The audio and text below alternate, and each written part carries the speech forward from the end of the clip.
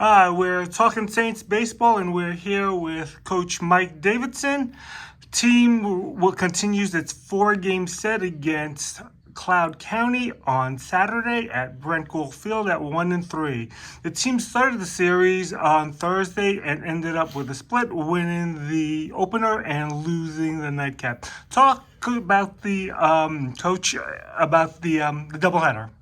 Yeah, in game one, we came out, we were ready to play, and swung the bat well. We were able to score a couple runs early and kind of get on the board. And Whipple was very good for the first 5 innings. I thought he threw the ball extremely well, commanded the ball down in the zone, and actually had a couple pitches that were pretty good. He actually threw a couple changeups every now and then that were pretty good. So he did well. Just kind of started running out of gas towards the end. He wasn't high pitch count. He was, I think he finished the game at 86, 87 pitches when we went to get him. And then John came in and made it a little more interesting than we wanted to, but he was able to get the save and get it done. Ground ball to short, and we were able to get out of there. Unfortunately, we gave up a couple runs. We gave up a couple runs in the seventh, and then John gave up a couple runs in the seventh, and made it a little closer than you'd like. Yeah, but a win's a win at this point. We take them however we can get them, and then game two we jump out and score 4 runs, and then unfortunately Jackson wasn't very good, and we give up 3 and a couple walks, and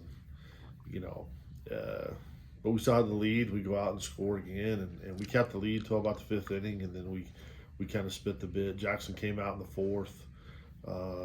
With a little bit of a tightness in his forearm, so we got to see where that's at. But Aldo came in and couldn't quite shut the door, gave up a couple runs. They took the lead, and then honestly, offensively, we just pushed the panic button, and we punched out 5 of our next 6 at bats on a guy that was not any better than anybody we saw all day long. We just panicked, and we chased the fastball out of the zone, up out of the zone, and I think in the second game we left 7 guys in scoring position with 1 out or less and don't score, and you just can't do those things. Right. And then unfortunately we have a throwing error in right field where all we need to do is throw the ball to second base, and we try to throw a guy out at third who's already standing on the bag, and we throw it out of the park, and they scored 2 runs, which is unforced. So that gave them a 4-run lead, and then we just then. I think Aldo gave up another home run to get to 5, and then we just never could push anything else across, So then Armani came in and mucked it up and got it done. You know what I mean? But got the outs that he needed to get, and unfortunately we punched out 3 times at the end, which was unusual. I mean, Nathan Hopkins punched out in the 9th on a breaking ball, and then 2 other guys unfortunately punch out and don't even swing the bat. So not the way we wanted to end it, but we got on the bus and got home late last night, and we will do our best to prepare today and figure out where we're at pitching staff wise, and try to make a game plan to go tomorrow. And these 4 games that you always said that split on the road you can, and take care of business at home. So and even though the fact is that it's got to be frustrating that you had the opportunity to win game 2, but it's come away with a split is probably part of the plan.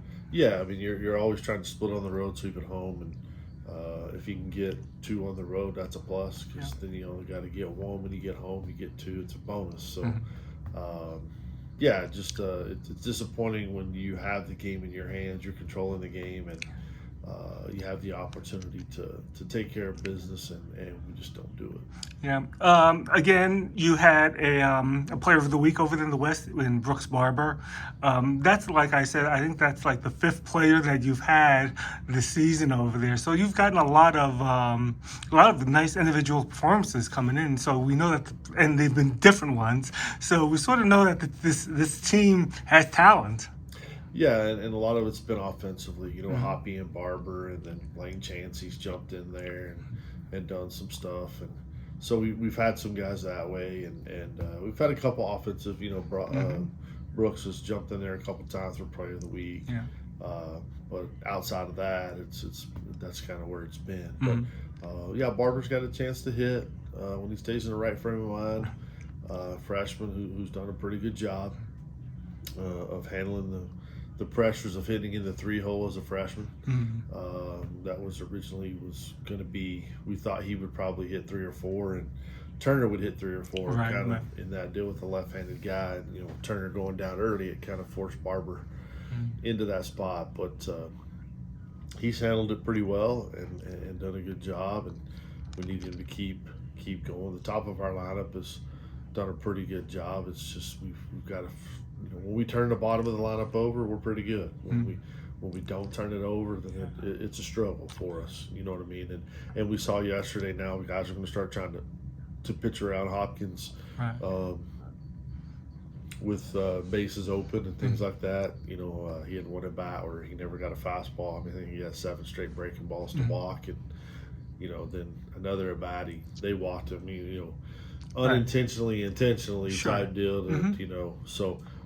But in game 1, then Rowan was able to come through, and then the other one he didn't. But then Barber had a big 2-out hit. So as long as those guys keep picking up, then they'll stop doing that. You know what I mean? Right. So, but and the player too is also on the cusp of that. We've had good games. This is Kataru Waktui. He had a great game on number 2 in the second game yesterday. Yeah, I mean he's done okay. He's been disappointing of the year. Just was way better last year. Mm-hmm. He was an all-conference DH for us, and hit almost 400, and probably struck out a dozen times last year in 100 bats. Yeah, He's punched out a ton this year. Just chasing balls out of the zone, just not doing things that he's better than, but it's just he seems to keep pressuring up in those situations. He gets in a big situation, he's not very good. Nobody on, nobody out, he's really good. Just like yesterday, and the disappointing part is the defensive miscues that he has for us. That, like yesterday, there was no need to throw the ball to third, and he unloads the ball and throws it out of the park and give up 2 runs. You know what I mean?